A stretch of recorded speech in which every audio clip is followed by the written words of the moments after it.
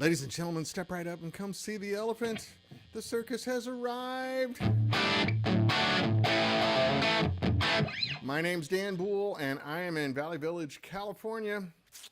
That's it. See you later. No, Valley Village, California. I'm here with another SoHo. We sold the one last week, but I have another one. They all look the same, sorry to tell you. Unless you want a bespoke cabinet, we can charge you a lot of money for that. But anyway, it is September 26th. Oh my gosh.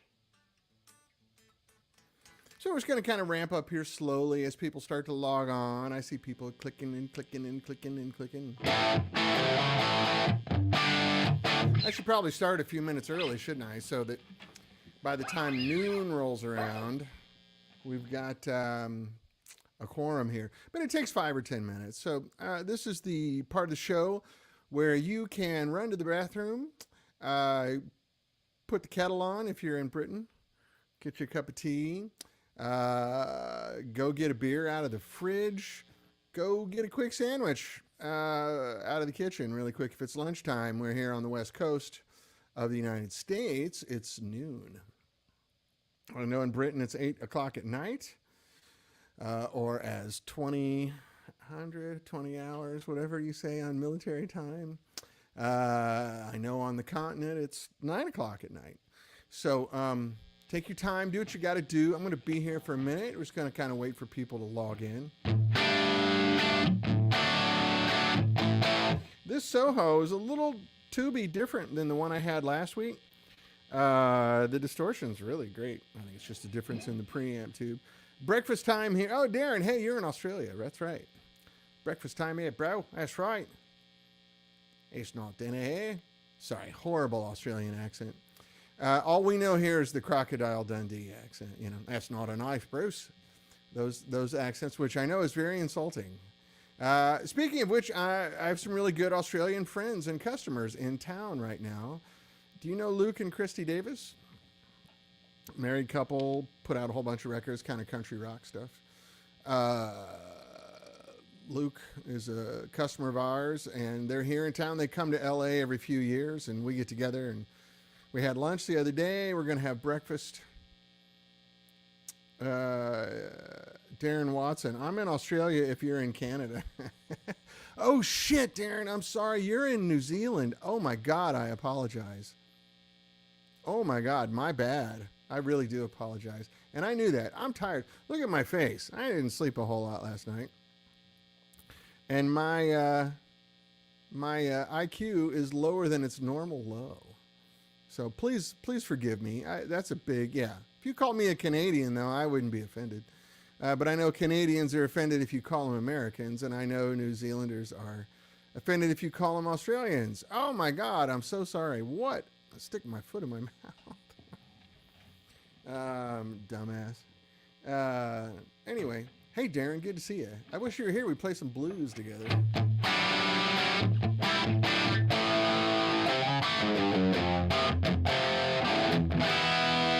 So I've got this SoHo kind of cranked up dirty, although it will go a lot dirtier. I only have the bump on 4 out of, what does it go to? 6. 4 out of 6, right? So, or no, I have it on 3. I'm sorry. So that's on 4. This is on 3. And then I take it down, take the bump off, but I'm on the clean side with the booster on.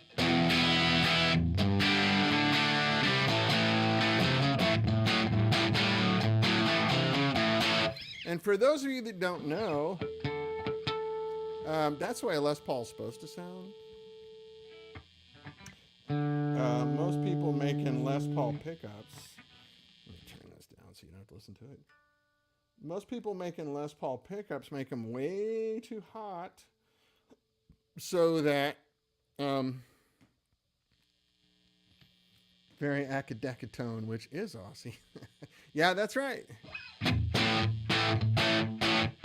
That's the way humbuckers are supposed to sound. There's been a trend in making pickups for decades where you make them really hot, it makes them more forgiving.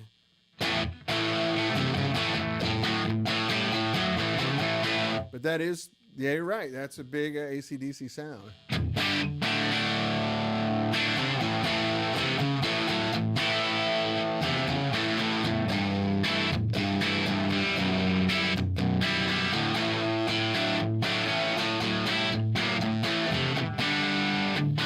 You got to do the G to D to A, right? If you're playing AC/DC. How many songs are that?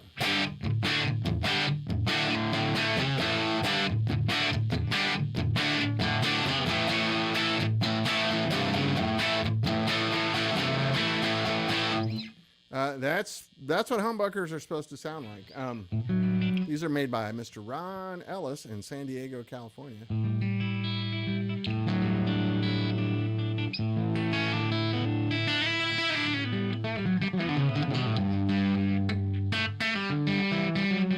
I'm from Sloppyville.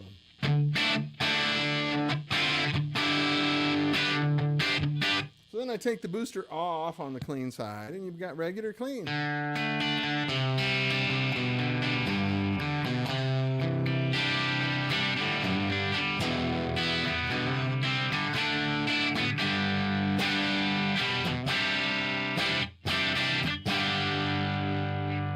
So,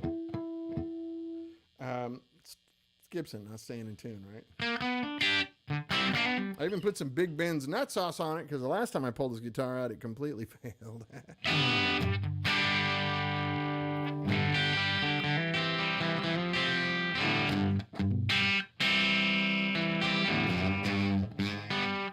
Oops.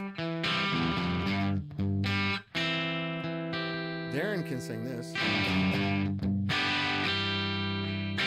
Jesus, just left you. I can't sing quietly. I'd have to go back there and sing the way I've got this microphone set up to speak into it. So I don't want to yell into it. I want to keep a nice tone of voice.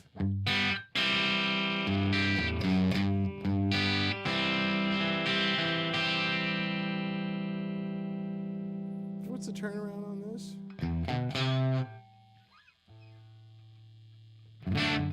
Boy, it's been a long time since I played that old ZZ Top stuff. But, you know, if I had this on a foot switch, which would have been smart, had I thought, I have foot switches around here, but you can go from...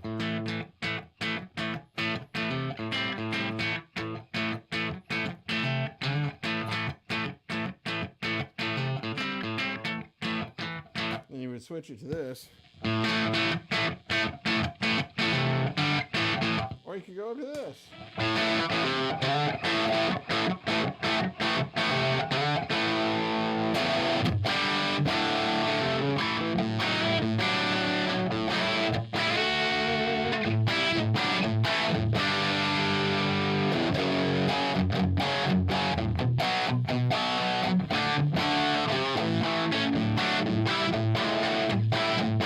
But you can hear that great EL84 sort of nasally notch that's in there and the compression that it gets. Really friendly sound, especially if you're playing with other people. And this amp does have our master voltage on it, so I can take it all the way down.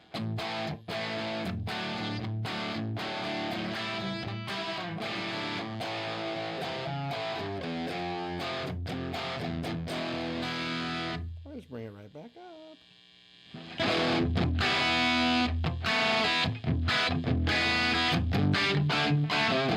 Anyway, this amp is for sale, and I would love for you to buy it because Mike and I are building some prototype amps, and we need that money. We need that money, y'all. You smell what I'm thinking? It's good. Anyway, so other than me just barfing guitar stuff at you, what do you guys want to talk about? What's on your mind, man? I know here in the U.S. it's all about politics right now, which I don't really want to get into. Hey, Chad Boston. How are you, buddy? You guys know Chad Boston. He's the guy that runs the Helix group on Facebook that has something ridiculous, like 100,000 members. It's ridiculous. Chad's a very nice guy. Makes a lot of guitar accessories that I encourage you to check out. He is quite the gentleman. And quite a friend to every guitar player. And I mean that sincerely. He's a really nice guy. I want you to say hi. Hey, we're all here and dirty on the SoHo.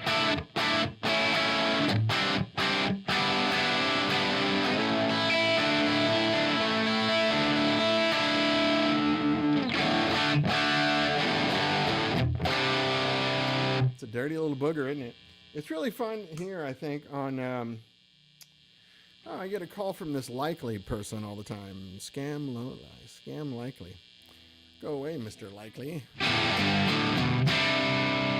the bump off, just the clean channel boosted, right?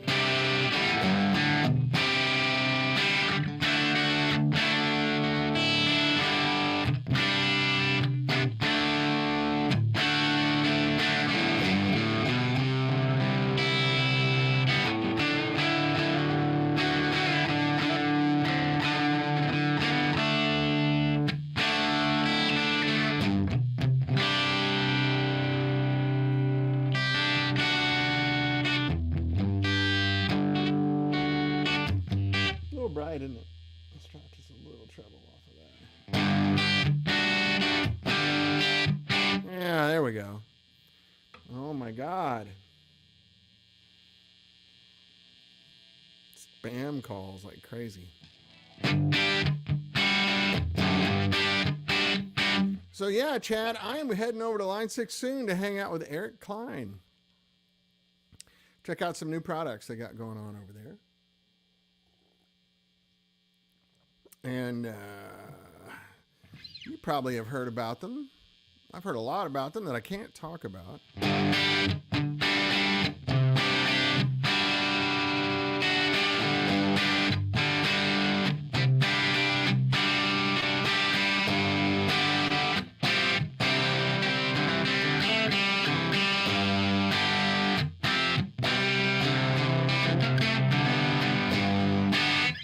About you, but to me that's a really nice Gibson sound.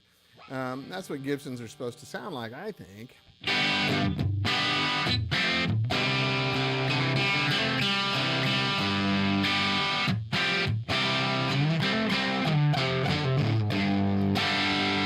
And when I bring the whiskey back, or the Empire, which we have more of those too. I also have a London Pro. I think next week though, just for our friend Scotty Bratcher, I'm going to bring the Producer EL84. EL84, excuse me. Producer EL.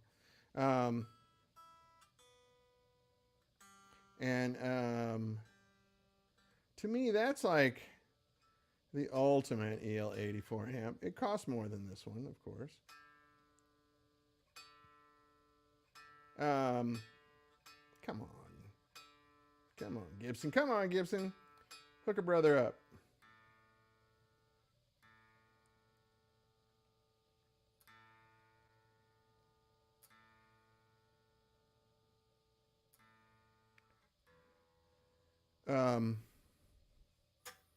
Hey, Scotty Bratcher's here. I look away and there you are. Hey, Mike Leaptrot, how are you, buddy? We're going to play some more 80s music today, Mike, you and I. Anyway,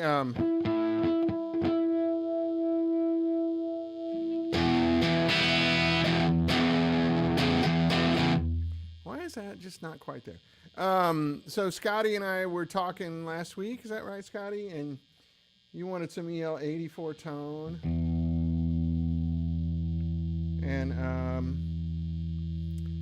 for your size rig, Scotty says, that's how I got married. She looked away and there I was. Yeah. Scotty Bratcher, Mike Leaptrot. Oh, just be clear. Some of you guys are on Facebook. Some of you guys are on YouTube. So you're not seeing the comments that the others make. I apologize for that. I actually put in a trouble ticket over at StreamYard to see how I could make that happen. They haven't got back to me yet. But anyway, Mike Leaptrot on Facebook says, Scotty Bratcher is the master of tone. No, I know firsthand. Yeah, I know. You went to one of his shows recently, didn't you? It was like a 65 hookup party. No one knows what it's like. So that's just the clean channel with the booster on. So Scotty, in the Producer 84, you're going to have all these vocabulary options and another.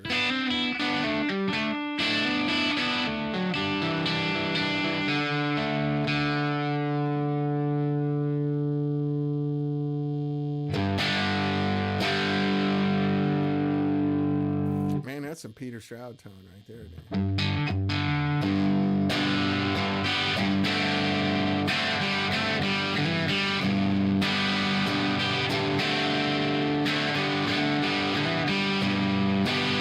that's not the right tuning. I just got this guitar in tune. That's sort of a semi-drop tuning where the A string and the E string are dropped.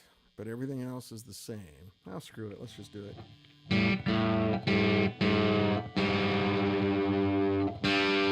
So you get sort of a drone.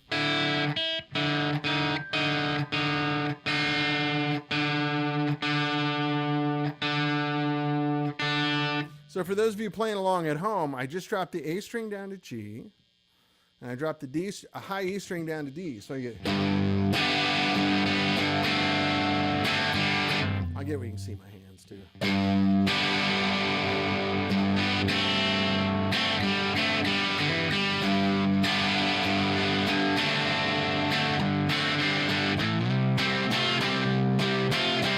So it's almost like a Keith Richards thing, except for the low E string is in place, right? I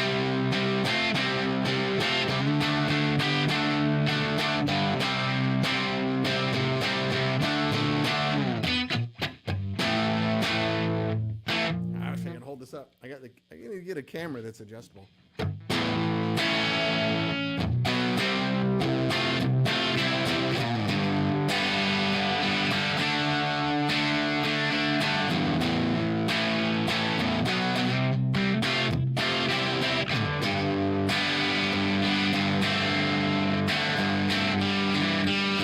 Get this.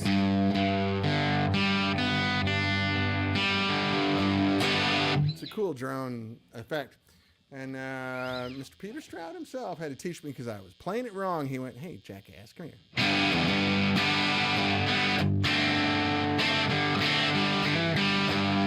So once again, all you do is drop the A string down to G and the high E string down to D. And you kind of play it like Keith Richards 5-string tuning, only the low E string stays in place, right? So you get that drone, right? So I've got the chord issues. That's my E string and my A string.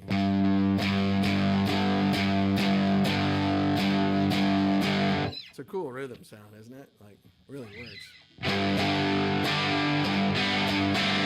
Kind of sounds like two guitars playing. So let me try to get it back up to tune. Sorry.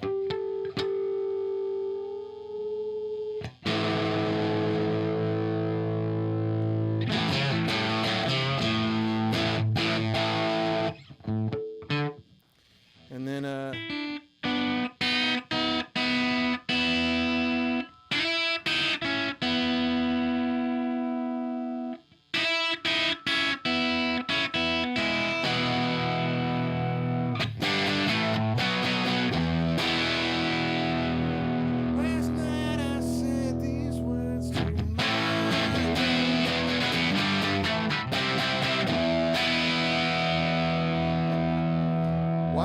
some of those, let me just double check that. We're close by ear. It's weird tuning in headphones.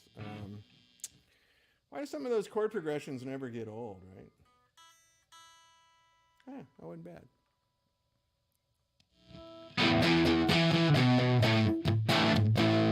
Uh-oh.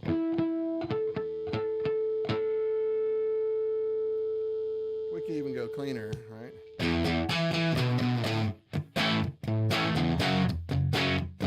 E flat demolished. Hey, it's Brian Mendes. All the cool kids are here.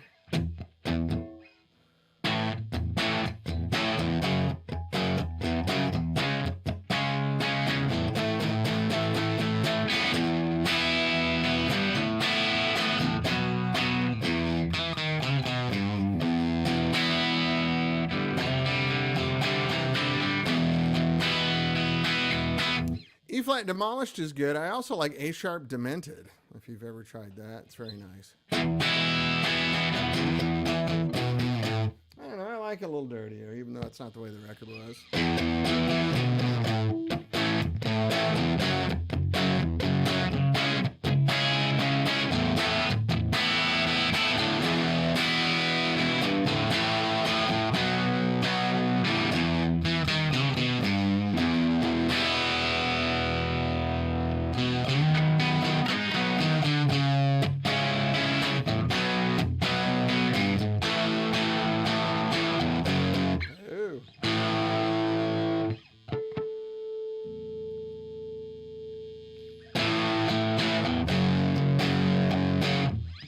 You get the idea, right?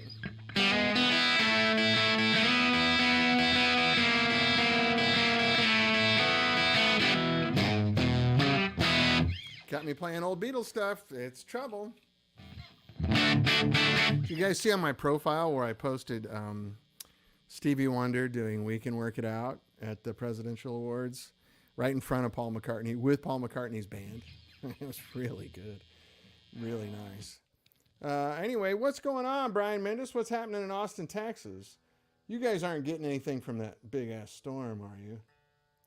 I know there's a lot of East Coast guys that would normally be here right now. But because of Hurricane Helene, it ain't happening.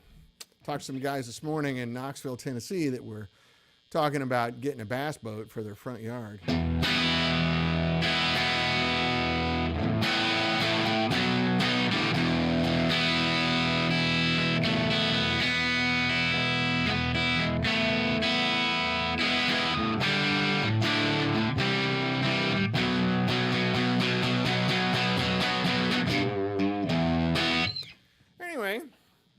The SoHo. Have any producers 6Ls? I don't think so. I think we sold them all. I think we're down to one producer, maybe two, and I think they're both EL84s, which is like the biggest badass AC30 you've ever played, with a lot of vocab. It's like 3 AC30s in one, right?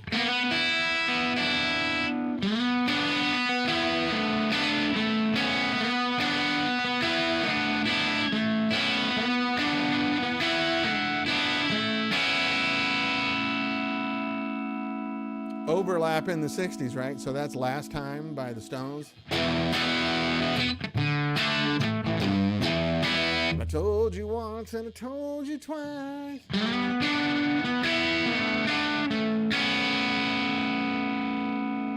Then there's the Monkees.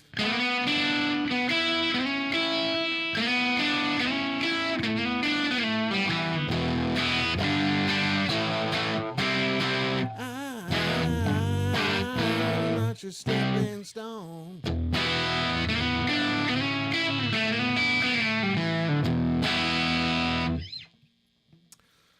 Oh my God, I've just barfed out for 23 minutes here.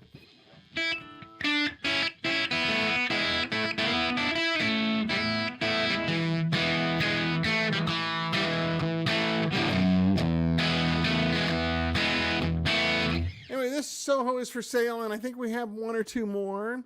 One of the other things I'm going to have soon is a London Pro, which the original London Pro, when we put them out, was something, I'll say it diplomatically, you can read between the lines, something that was not our choice, that was sort of strongly suggested we do. Come up with a cheaper line of amps. It was the recession, things were weird. Decisions were made that aren't the best. But anyway, Mike and I have spent some time modifying those old Red Label amps and got some great results. So I've got a London Pro I'm going to bring in that sounds pretty badass, actually. And I can cut you a better deal than this.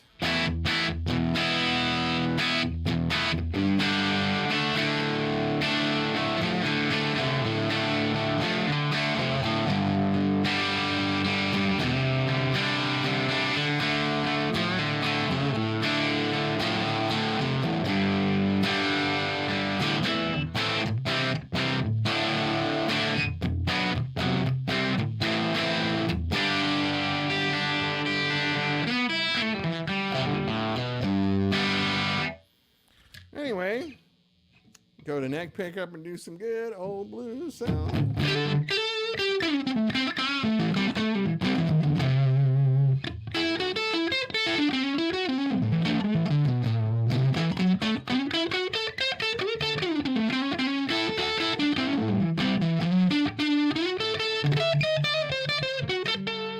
Wow, man, I did wake up in sloppy town today, didn't I?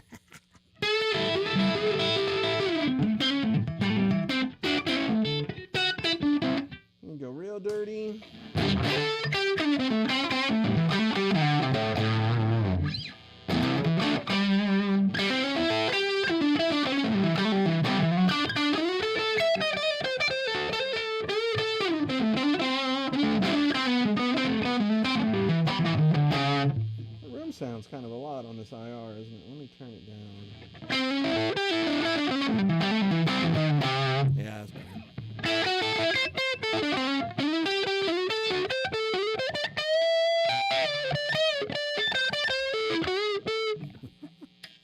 middle position. Oh, that was neck, sorry. Roll the neck pickup back just a hair. And you get that, which is the Jimmy Page sound, right?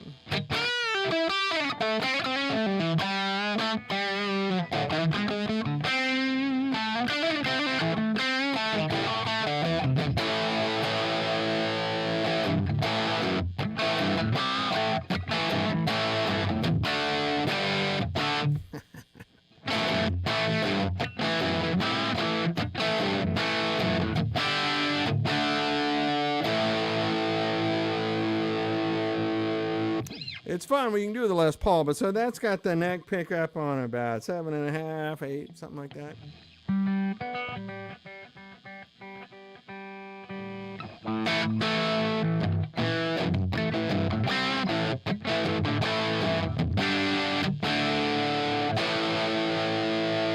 Kind of fun what EL84s can do, right? It's a different thing.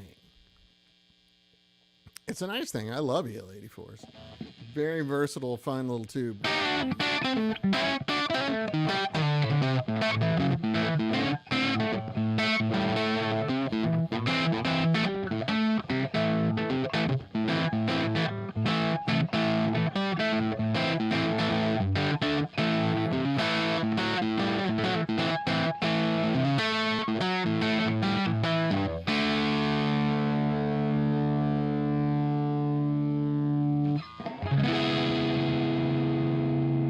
Still in the middle position with the little page set up, right? I like it a lot. That's your 70s sound, just in case you want to know. That's what a lot of them dudes were doing. Then they just kicked it up to the bridge pickup for solos. But even the way this is, we were doing it early, right?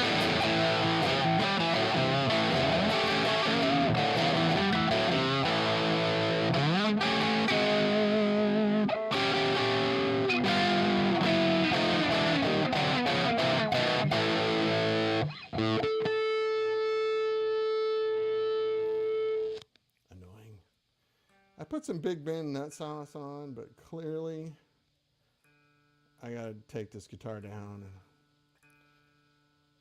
and make it right. Shit. Also, I play like a orangutan. I play with a heavy pick, and I beat the poo-poo out of the guitar.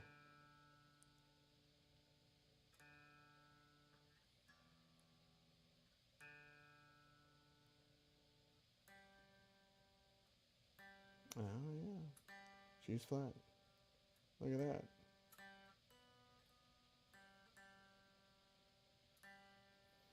Fingers crossed, huh?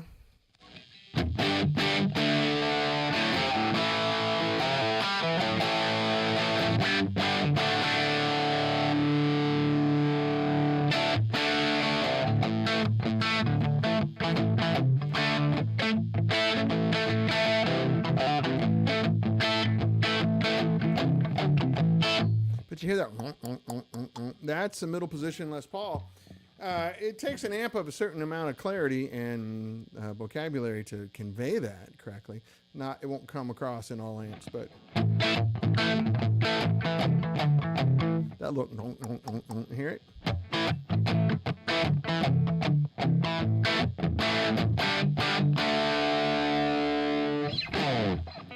So Mike Leaptrot, you probably recognize that sound as.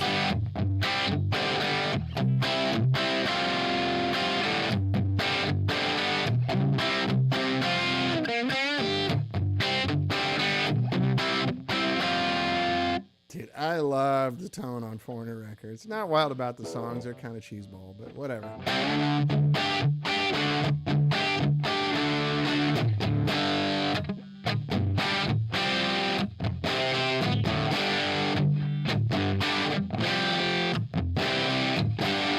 So on the bridge pickup,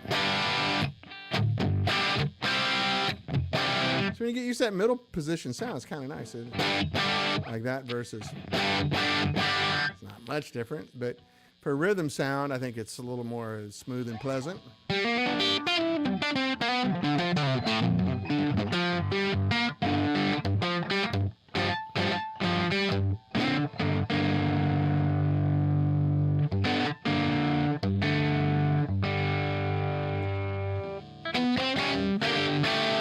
How's it go? All that is all it is. Just play it slow.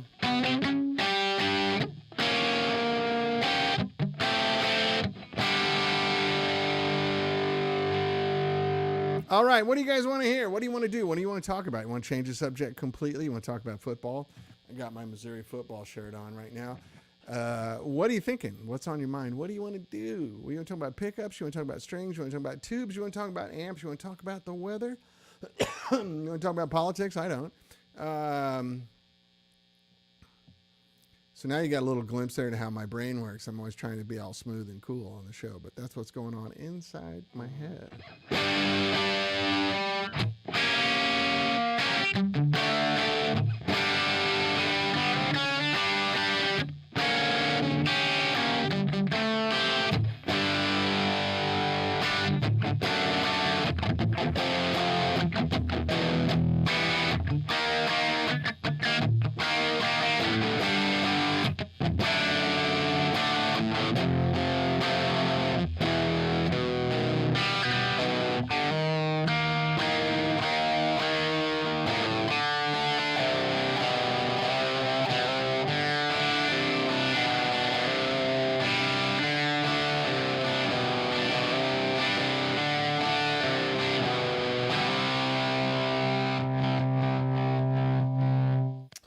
Anyway, there you go. Want to switch over to a Strat? Well, I can do that. We can switch over to a Strat. I don't care. Might be good. So we need to sell these dang amps. And SoHo's been selling. Pretty well, actually. Let's do a Strat. Might have to listen to a little tuning. How about, let's see, what do I haven't done in a while? The green Strat with the Ron Ellis pickups in it that he made for me. Because he's such a cool dude. Anyway, Les Paul. Goofy, modified Les Paul. We did the Gretsch last week. I need to get some other guitars here in the building to get this happening correctly. I need a Junior and a P90 guitar, whatever it is. And maybe a Rickenbacker. If you guys want to send them, my address is...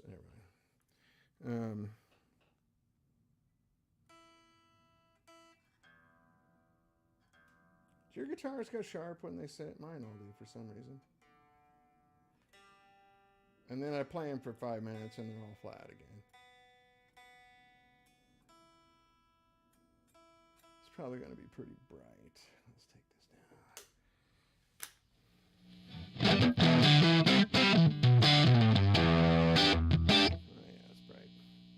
Bright guitar.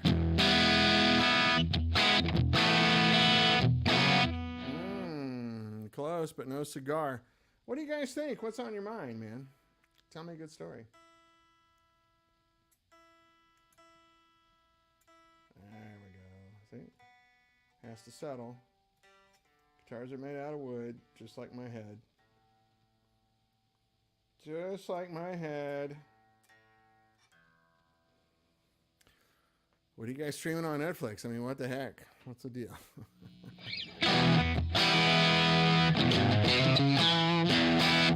Go back down here. Oh, yeah, that's pretty good. I like that.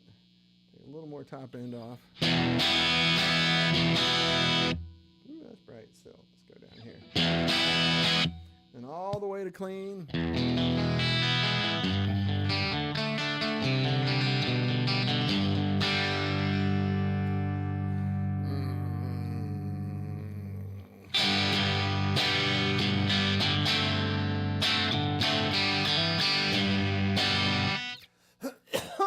A little bit of that top end you hear. Hey, Trebby Ripos, how are you, buddy? A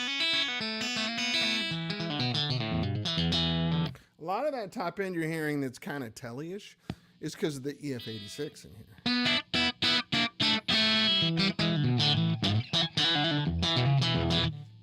It's got a lot more frequency response than a 12x7 does, right?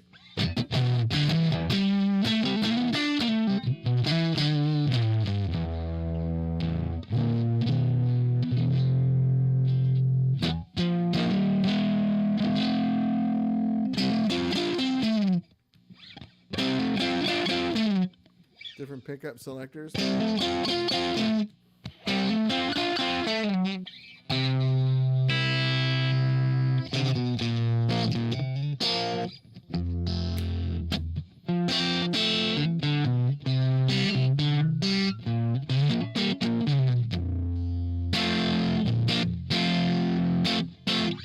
Anyway, there you go, man.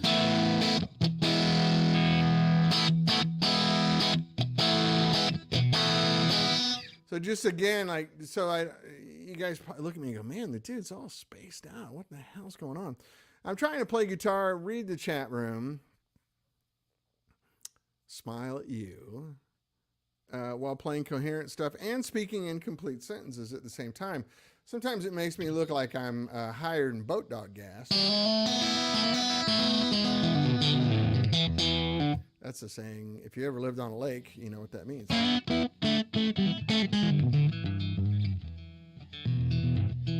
Trebe says, are the 65 amps tremolos over on YouTube? So you guys on Facebook aren't seeing the comment. Amps critical about tube type brand in the tremolo section. No, not really. It's more about the tube quality than it is the brand. You need, whatever tube we designed it with, that's how it's going to work the best. So for you, that's going to be an ECC 83, 12x7, in Holland. There's just different characteristics, from different tubes. You might have to try a couple and see what you think. They will all act differently because it is a tube tremolo. So it's a little bit subjective to the tube you put in there.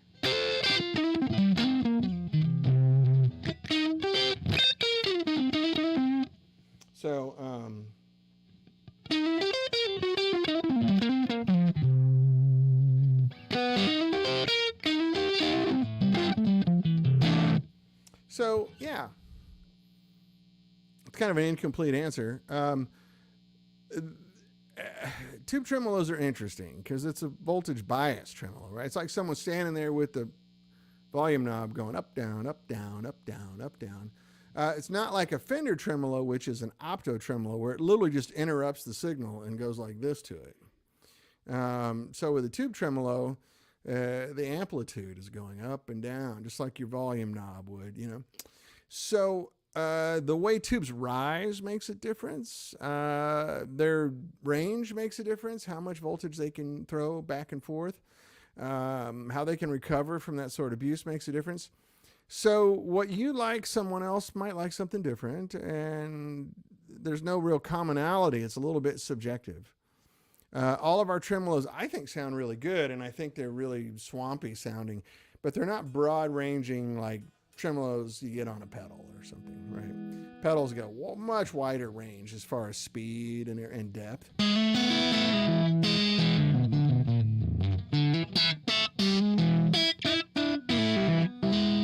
So,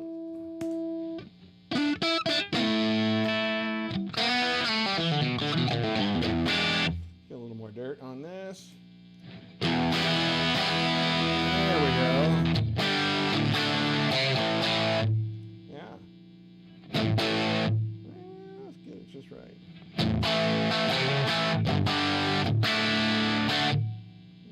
little touch more. I'm tuning it for these headphones. I don't know what's going on there.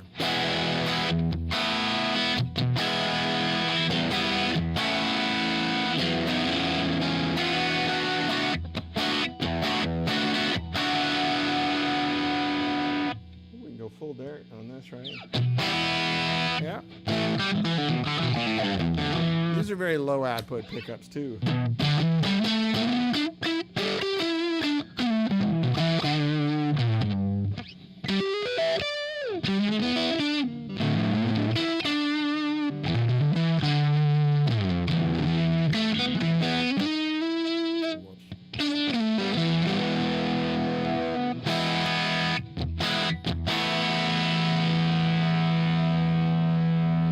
Mike, are you still there? How are we doing?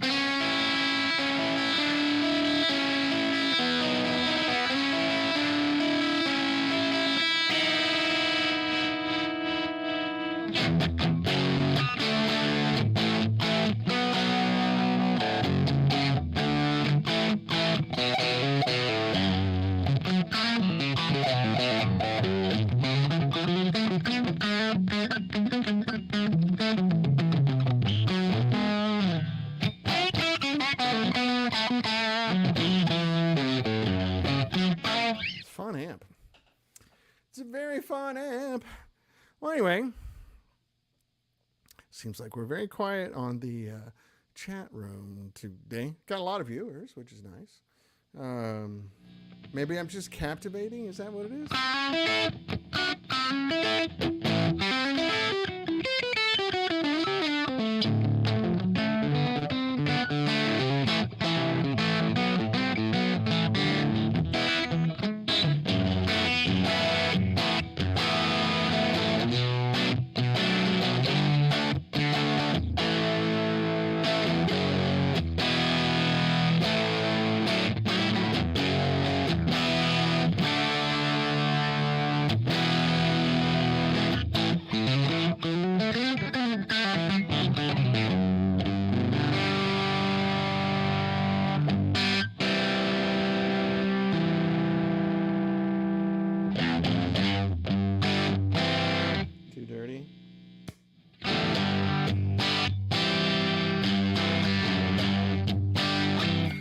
So Trebe says on YouTube, my tremolo died on the little Elvis, and to my surprise, I had a 12A U7 in it for quite some time instead of a 12A X7, but had a good time when it worked. Well, yeah, 12A U7 is not dramatically different. Draws more current than a 12A X7, which could work. The only problem is that other triode in that tube, I don't know, 12A U7 might work fine. It's not really a gain stage. It's the mystery triode from Derek Underdown, which I think I've told that story on here quite a few times. I'm happy to repeat it. It's a World War II thing that came out of Germans bombing the hell out of radar stations in the south of England during World War II.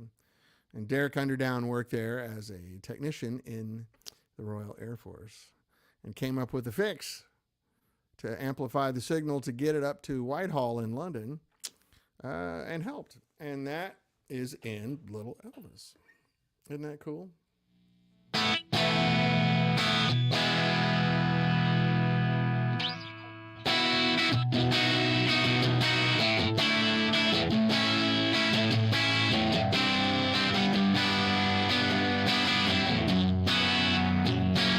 So try whatever tube you want in there. There's no right or wrong.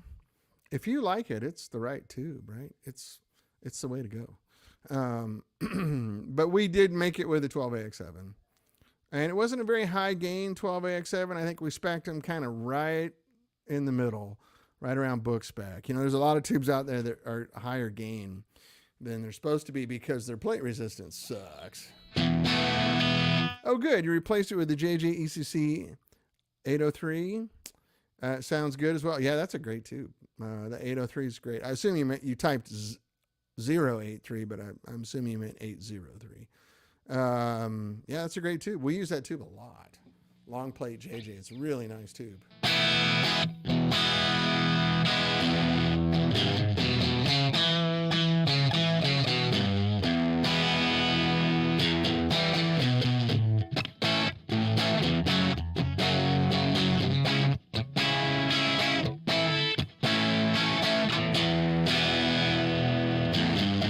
Hear me hitting the guitar so hard it's going sharp. I may just give myself a little slack.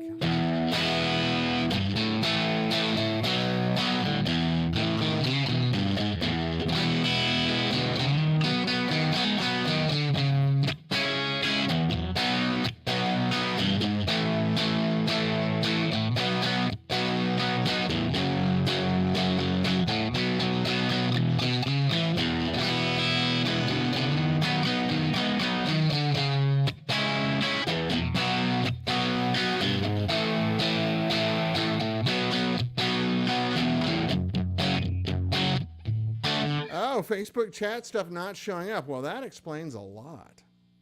I can't restart, unfortunately. I'm getting text. Yeah. Well, there's a whole bunch of text here that I missed. Facebook chat stuff. This is on YouTube also. Phil, I'm getting texts from friends here going, hey, no, this explains a lot. I'm starting to get my feelings hurt. On YouTube, it's either under my name or 65 amps, right? So Dan Boole or 65 amps, and it should be live right now. It's on both. Says Facebook chat stuff are not showing up. There are inquiring minds desiring your YouTube link. Yeah, let me, I don't know if I can get you the link straight off. Oh, I see. I'm only hooked up on my Facebook. It's not on the 65 amps page. Oh, shit. All right. StreamYard's.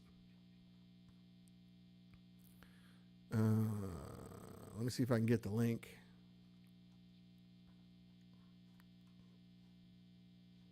You just posted it on Facebook. Okay, thanks. Yeah, I wasn't seeing the messages at all. I'm sorry about that. Is this the right link? Let me paste it. No, it is not. No. StreamYard. I was wondering about that. Yeah, I'm only connected on my Facebook personal profile, not the 65 amps one. Can you guys post this over on the 65 amps page and the fans of 65 amps page too, please? I'll get this nonsense sorted out. I'm sorry. Yeah, Mike, I was playing all kinds of good 80s stuff, and you weren't. I was like, oh, man, he must be over it, dude. 13 stars. What's up, bruv? All right, me bruv? I assume it's Haas. Hear that glassy tone? That's a EF86. There we go. Itchy Brother's on. All right. I'm so sorry, guys. Shit. And I'm going to sign off here in about 12 minutes. So I assume you guys, I've never seen the chat room so quiet. I thought, oh, no. I got a lot of viewers, and there's a lot of people on. Oh, man. Good to see you, Haas. Where were you last week?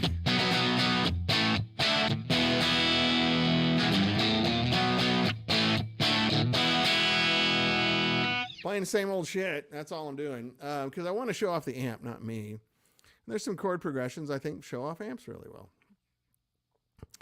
I know a lot more songs if I think about it. I just don't think about it while I'm here because I'm so in love with you guys.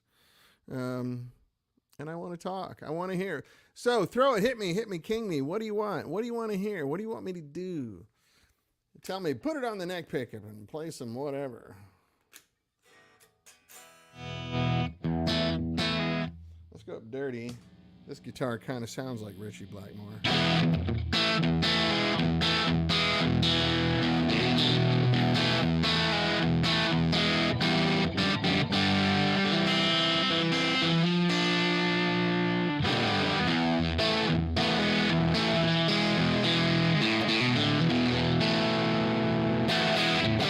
Oh no, man. Hoss Thompson says I'm recovering. Yeah, sure, Mike. Absolutely. Covering surgery on my leg. Nothing too major. Well, Jesus, I hope you're okay. I wish you all the best. I wish you a speedy, healthy, infection-free recovery. Seriously, sending all my good energy your way, buddy. Hope it wasn't major. You said it's not too major, but, you know, people are polite on the internet. Anyway, Mike Leaptrap says, Dan, can you talk about your cabs and how you make them sound so good? I have 4. Oh, my gosh. Thank you. I'm flattered. That's right. They just work at any volume. Is that engineering or just luck? Well, man, it's a little bit of intent for sure. So we did a couple things that were expensive, but they're worth it, I think. One of which is we use really, really high-grade Baltic birch. It was either triple B or A grade. So the difference there is it doesn't have any knots or voids in it, right? So normal cabinets, if you were to take the Tolex off, you would see knots in the wood, you would see voids in the laminates, you know, holes. Yeah, this is not a cabinet I'm playing through right now. This is a UA aux box, but he's talking about the cabinets that he owns, Phil. So anyway, we use really high grade birch. A lot of people use low grade, like C grade, sea level birch. I don't mean sea level like altitude. I mean C is the letter C. We use triple B or A grade, which is almost furniture grade wood. Like you could just stain it and it would look really nice. So why do you care about that?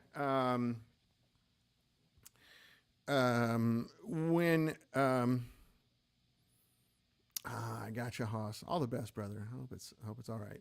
I know I'm just messing with you, Phil. Only because I love you. Mean it.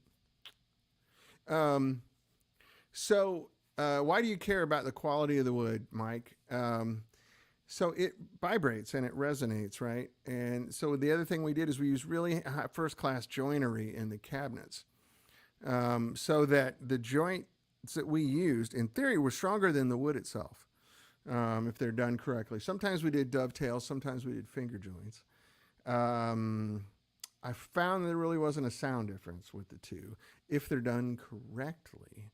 Now, if you have lower grade wood, you cannot do joints like that because it will splinter and fray, right? You have to have really high grade wood to get really clean joints. And everybody likes clean joint. You know what I mean? Voids and knots are bad. That's right. Make you bad. So anyway, you got a sound wave traveling through that wood, right? So our cabinets are more like a drum shell than they are just a box with a speaker in it. So when that sound wave hits a knot or a void, you can imagine how it gets distorted and damaged.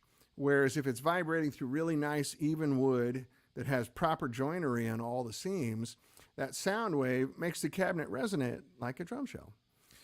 So it kind of adds an overtone and a really sympathetic resonance. You know, so if you're hitting a big A chord, that cabinet's going to vibrate in A and its harmonics. If it's got knots and voids in it, it's going to vibrate in A and whatever nonsense happens when it hits these inconsistencies in the wood. Now that's a pretty complex answer to a simple question. You throw in that really high quality speakers, you end up with a pretty good result. It does cost more money to do it that way. That's why our cabinets are expensive. You know what? And I haven't priced them out since we did our license deal in like 2012, right? So, you know, our 212 cabinets were almost $1,000 back then, 12 years ago. I would imagine they're at least, if I were to make them from scratch now, they're going to be at least $1,500.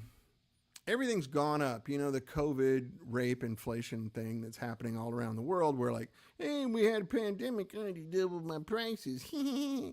Bullshit. Sorry, I don't know a better way to say it. It's just bullshit. There's a word in economics, and I'm blanking on it, but I think it's associative inflation. Associative inflation means that, hey, they're charging more. Why don't we charge more? We don't, but our costs haven't gone up, boss. Yeah, but look, they're making more money. I want to make more money. Okay, let's do it. And then that guy sees you raise your prices and he goes, hey, they're raising their prices. Why don't we raise ours? Well, we don't need to. Yeah, but man, let's get that money. Okay, what the hell? That's what we're all going through right now. The cost of food has not doubled at the wholesale level. It's greed, man. All these big corporations are making record profits. Just absolutely. Oh, but we're poor. We have to raise our prices because we're not making any money. Meanwhile, our new CEO makes, 18 million a year. So, it's sorry, I got a phone call coming here. I have to reply to really quick on my thing. So that's part of the reason, like right now, we're not making cabinets. We're getting some made for us. And Jesus, they're expensive. I mean, they're more than double what they used to cost us. Like a head shell like this,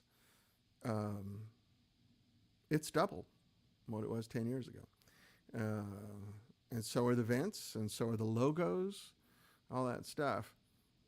Trebe asked, what made the Celestion speaker stand out for you when you chose them? That's a really good question. Hey, Mike, I'm sorry, I missed your comment over here on YouTube. I can definitely hear it in your cabs. It's like an acoustic guitar resonating, no flab, no rattle, just musical.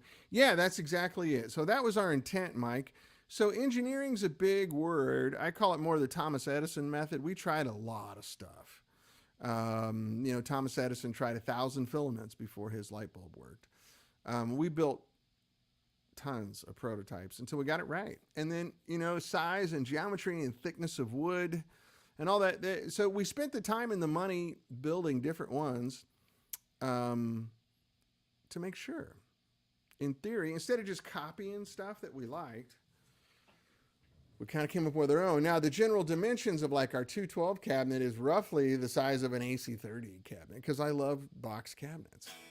And they're made with birch and they're made with good joinery. So we started from there and then kind of modified it for our own deal. The whiskey cabinets are a little deeper. We want to get some more chunka chunka out of it, which I think is the technical term. Chunka chunka. 21st century chunka chunka. So anyway, Trebe asks, what made Celestion speakers stand out for you when you chose them? So there are several things. I mean, Celestion's kind of the sound of rock and roll, yeah? That's what we all grew up hearing. That's what I grew up hearing. I'm going to set the guitar down because we're going to have to end here shortly, but goodbye, Stratocaster. Once again, pickups by Mr. Ron Ellis in San Diego. This is good talking. This is a good question. So let me set the guitar down and we'll continue. Bear with me 1 second.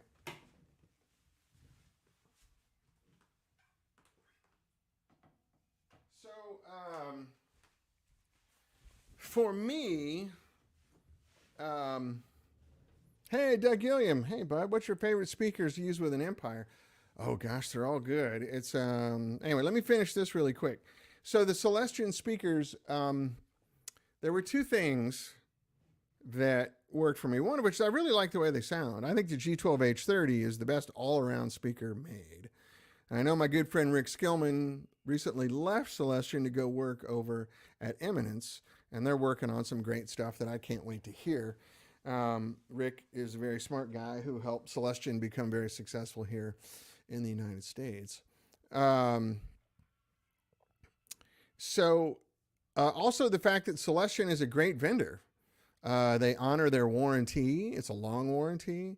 They honor their warranty. They can deliver when I order speakers. I could order 6 pallets of speakers and a truck would show up the next day. With other manufacturers, I did not have such luck.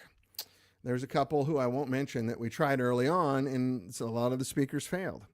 And if we call them, they go, "What are you doing to them?" You call we make low-powered amps. We're not blowing up speakers, right? You know, heaviest amp we ever made is like 30 watts, 35 watts. So other companies were persnickety. They were difficult to deal with, and then their lead times often, yeah, we'll get you 60 speakers by next week, and then it would take 6 weeks.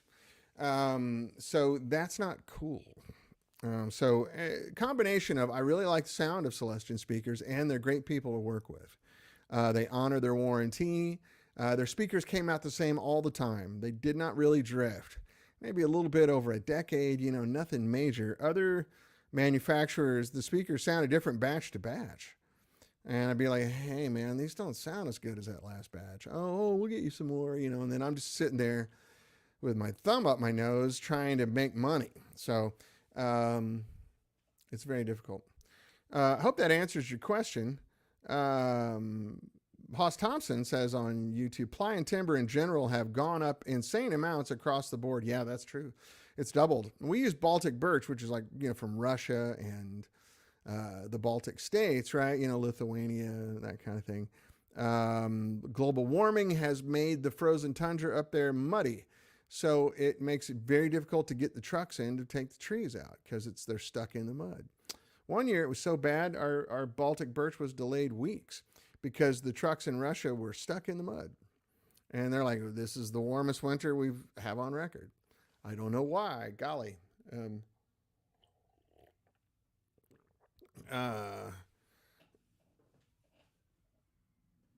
Anyway, you get the idea, right? So Doug Gilliam says, hey, Dan. Hello, Dan. What is your favorite speakers to use with the Empire? You know, I fall back on that G12H30 quite a bit. I really like that speaker. But if there's a certain thing you're looking for, like those Heritage M's, if you really want to go for an old Marshall sound, a Heritage Greenback, the regular Greenback's a great speaker, but the Heritage ones are better. They sound more accurate. I know they're doing a lot of limited run speakers right now that have sort of a pulsonic cone.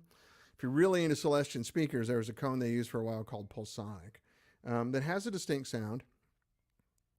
And But a lot of it's just subjective, Doug. It's it's what makes you happy. That's the best speaker. Your hands are different than mine. Your ears are different than mine, and your guitars are probably different. And so it's all sort of what makes you happy. I know people use vintage 30s. If you have more of an 80s bias in your ears, vintage 30s sound more like your 80s artist, right? If you have more of a 60s, 70s sort of bias in your ear, the G12H30 and the greenbacks do that. And if you have a real 60s sound, like early 60s, mid 60s sound, the Alnico Blues really do that well. So the very first Marshall 412s, like the one Hendrix played at Monterey, those had Alnico Blues in them. He was playing that weird Marshall that basically was two 50-watt heads in one cabinet, had two output transformers, and he sent one 50-watt to a 412 and another 50-watt to the other 412. And those were all Alnico Blues. So if you like the sound of Hendrix at Monterey, which was 67, right? Those are Alnicos. So there's no right or wrong. It's an expensive experiment to do, so I know you'd like to be pointed at something. But those three examples are where I'd start with. So if you like 80s sounds, the vintage 30 sounds more like that, right? And if you like 70s sounds, the G12H30 is good. If you like 60s sounds, go into the greenbacks and the Alnico Blues. And I'm going to learn the Eminence stuff since, Rick's a really good friend. We're going to start checking that out. But we're not making cabinets right now for the reasons we've been talking about. It's expensive. And you got to have room to store them. You got to have a place to keep all that stuff. Mike Leaptrop says, the Whiskey 212 with creambacks is the best cab I've ever heard. Yeah, so thank you, Mike, for bringing that up. The Creamback 65 is a speaker that we worked with on Celestion for a long time. And it was originally going to be called the 65 because of us. And then they realized that would piss off other manufacturers because people can be, what's the word I'm looking for? Whiny little bitches. So we... it's just a 65 watt speaker now, but actually we worked on that with them a lot. We did a lot of prototypes with them and everything. We also worked with them on the Heritage greenbacks, especially the 10, the Heritage 10 and the Alnico 10, the Alnico Gold.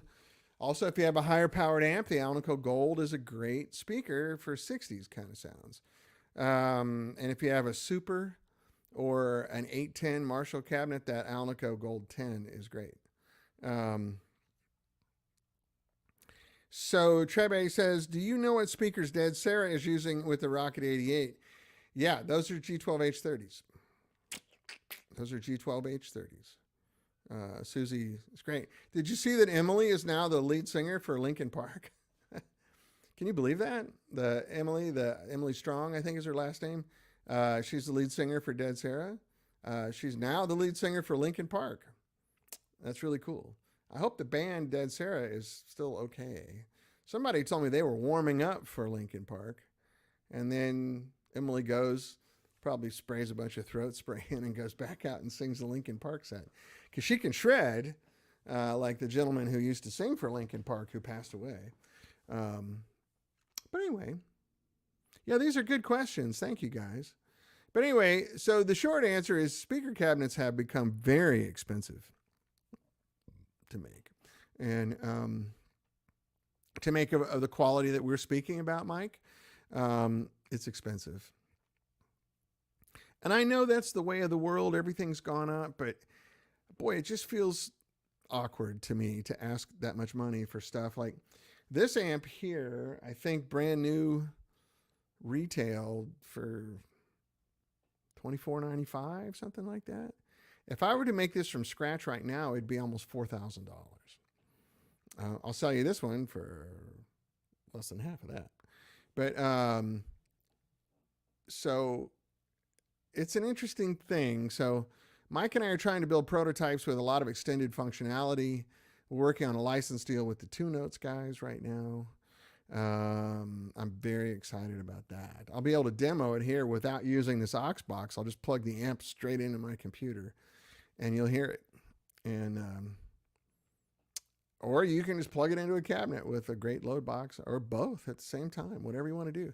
You can send your sound man a nice, quiet analog signal that's playing a beautiful IR if you want. Phil says, any hope of the faster 10s cab? Nah, probably not.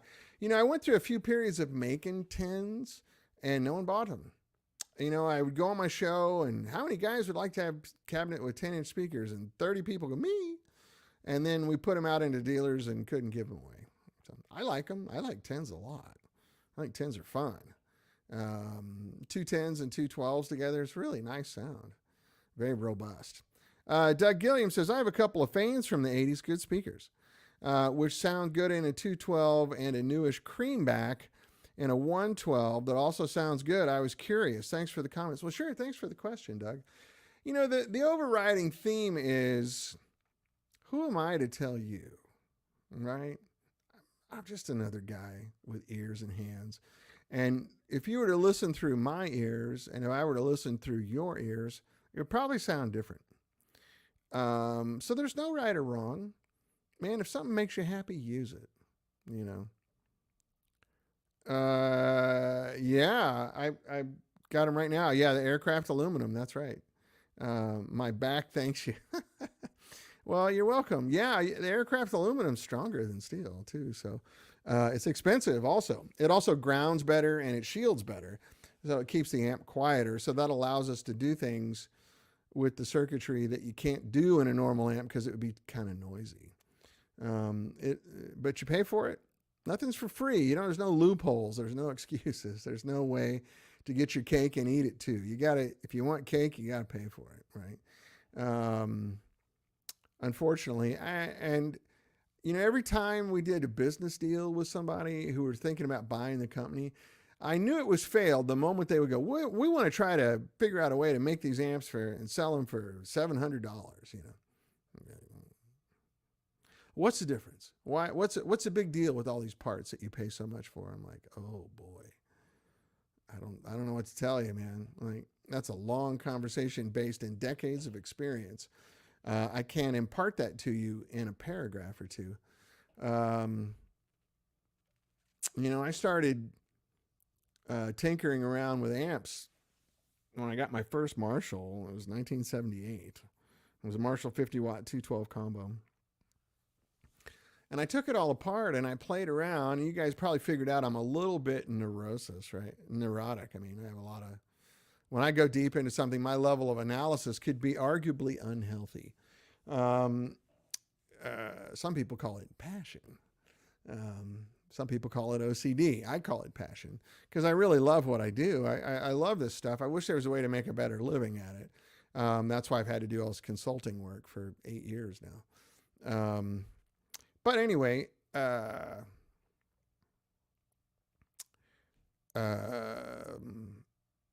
components make a gigantic difference. I'll tell you the best example, and I really get annoyed because it's so ignorant.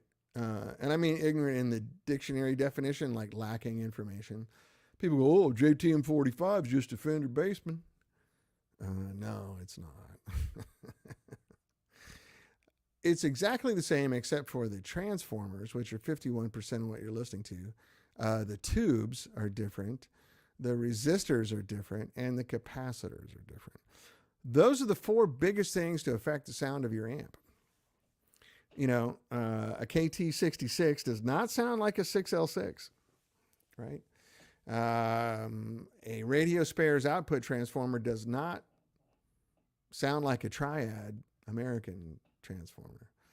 The WEMA caps that are in those amps do not sound like poo-poo blue, they're not poo-poo, they're good blue Astron caps that are in a Fender from the 50s. They just sound very different. If you don't believe me, just take my word for it. I can tell you from firsthand experience, and it's not like I read it on the internet and decided to do this. I know that from farting around with amps since 1978. Even though on the circuit it's the same on the page, the components are very different. And there's no way to get great components that don't cost money. I wish there were. God, if somebody could crack that code, we'd be the richest people in the amp business, but it just doesn't work that way. I hate to break it to you. It just doesn't. Haas says you can hear the difference, but it's an almost more important. You can feel that. That's right. When you're playing in the way the amp responds. That's right. Exactly right. The end user experience, as I like to call it. What's happening with your hands. The amp becomes encouraging. Phil, that's good. Swap components for food groups for us tech dummies. That's right. What's the difference between beef, right? All beef is the same, isn't it? Right? I mean, isn't like a frozen hamburger at White Castle the same as filet mignon? It's beef, right? It's all the same. Are all 6-cylinder motors exactly the same? Is a Chevy Astro van the same as a twin turbo Porsche? They're 6 cylinders, right? What's the difference? That's how dumb that is. When people say that. Of course, I don't mean to be dumb. That's insulting. I mean ignorant. And I mean in literally the dictionary version of the thing, like you're lacking information. You wouldn't say that if you had information. It's easy to make that mistake on the surface, but it's not what's happening. Doesn't mean you're dumb. You're not dumb. You're just lacking information. So anyway, we're at 1 hour and 13 minutes. I'm really sorry that these are grass-fed AX7s. That's right. Free range, grass-fed, organically grown 12AX7s. Fair trade. Okay, we're going too far. Too far. I really apologize that the chat room wasn't working over on Wagyu EL84s. That's right. You guys are getting it. You're hip, man. You need that t-shirt. Missouri football? Sure, man. It's all over. Here. Check it out. Whee! I grew up in Columbia, Missouri. Go Tigers, right? So they're pretty good this year, which is unusual. So I'm supportive. But anyway, I really apologize that the chat room wasn't working. I'm going to dig into that and see what in the heck's going on. I'm already kind of regretting StreamYard. It's better than most, but it really has some holes in it still. And I would like to solve some of these problems, one of which is that the comments are not visible everywhere. You only see the comments on the platform that you're on. You don't see the other platforms. And I haven't even brought in Instagram yet. I need to go in my Instagram account and do some changes to allow it to do it. But I did not know it. Well, frustrating. All right, I'll dig in. I apologize. Anyway, it's almost 1:15. I got to go get some lunch, and I got to get some lunch and go look after a car. I'm managing a friend's vintage car collection on the side for a little fun and side hustle, and I got a 59 Jag that's over at the mechanic right now. I'm going to go have a look at it. Did a car show last weekend with the car and got second place. Out in Ventura County, big English car show. 149 cars showed up, and we got second place. Yes, subscribe, and you'll get all the notifications, Phil. That's right. Itchy Brother, a.k.a. Phil, or Phil, a.k.a. the Itchy Brother. Just notice that I am not subscribed. That has been addressed. Good, yeah. So if you guys are over on... I would love for this thing to actually just be on YouTube. It seems to work better. The recordings are better. The picture's better. You know, the sound is better.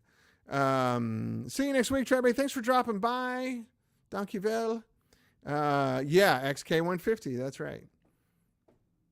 Did I send you a picture of that, Haas? It's badass. I don't think I can post a picture here, can I? I have some options here. Oh, that's weird. Yeah, my Facebook stuff's not really hooked up. Can't post comments to some destinations. Learn more. Okay. Well, I got some work to do there, don't I? Yeah, this is the hot rod build. This one's like 350 horsepower. It's like 100 more horsepower. And that's a little car that doesn't weigh much. And you can get in a lot of trouble with 350 horsepower in that car. It's fun. It's really, but it's an XKE motor from the 60s that's been really jacked up. It's fun. Anyway, yeah, first world, not my autos. They're not my issues. I'm just helping a friend out. So anyway, listen, I got to run. I love you guys. Thanks so much. Thanks for tolerating. You're welcome. Trebe says, thanks for the great answers. You're very welcome. Thank you for your time. I appreciate you guys wasting your time with me. I know your time is valuable, and I try not to waste it when you come here. If I did, I apologize. I am open to criticism and feedback. If you want to tell me how to make this better, I am all ears. I will take it like a man. So anyway, but I do appreciate you sincerely. I love the questions. I apologize for the technical difficulties, which I will try to correct before next week. Next week, Producer 84, specifically for Scotty Bratcher. And then we got to get Scotty Bratcher here on the split screen, don't we? Woo! Well, Scotty, we got to get you playing through one of these boxes at home.